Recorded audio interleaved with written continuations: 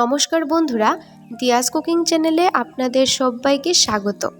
আজকে আমি আপনাদের সাথে চালকুমর দিয়ে দারুণ একটা পিঠার রেসিপি শেয়ার করছি। দেখে নিন আজকের এই রেসিপিটা। চালকুমর দিয়ে পিঠাটা তৈরি করার জন্য আমার লাগছে চালকুমর। আর চালকুমরটাকে কিন্তু আমি খুব ভালো করে গ্রেটার দিয়ে গ্রেট করে নিয়েছি। এবারে চালকুমরের মধ্যে আমি দিয়ে দিলাম নারকেল। আর নারকেলটাকে কিন্তু আগে থেকেই আমি একটু চিনি দিয়ে এটাকে ভালো করে পাক দিয়ে রেখেছিলাম, সেই নারকেলটাই আমি এর মধ্যে দিয়ে দিলাম। আর এর মধ্যে দিচ্ছি আমি ময়দা আর সুজি। ময়দা আর সুজিটাকেও কিন্তু পরিমাণ মতো দিতে হবে।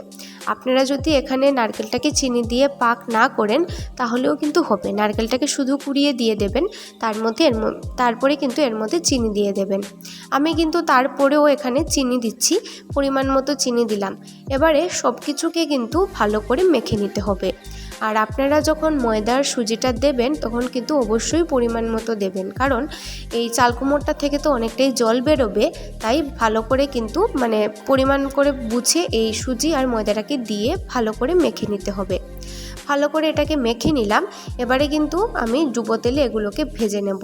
এগুলোকে হাতের মধ্যে নিয়ে একটু গুলগুল করে আঙুল দিয়ে একটু চেপে চেপে চেপটা করে তারপর আমি তেলের মধ্যে ছেড়ে দিলাম।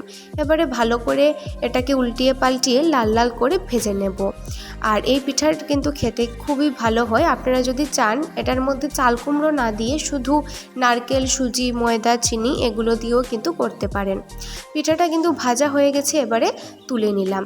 এই রেসিপিটা কেমন লাগলো কমেন্ট করে অবশ্যই জানাবেন। আর ভিডিওটা ভালো লাগলে লাইক করতে, শেয়ার করতে ভুলবেন না। আর হ্যাঁ, অবশ্যই কিন্তু চ্যানেলটাকে সাবস্ক্রাইব করে দেবেন।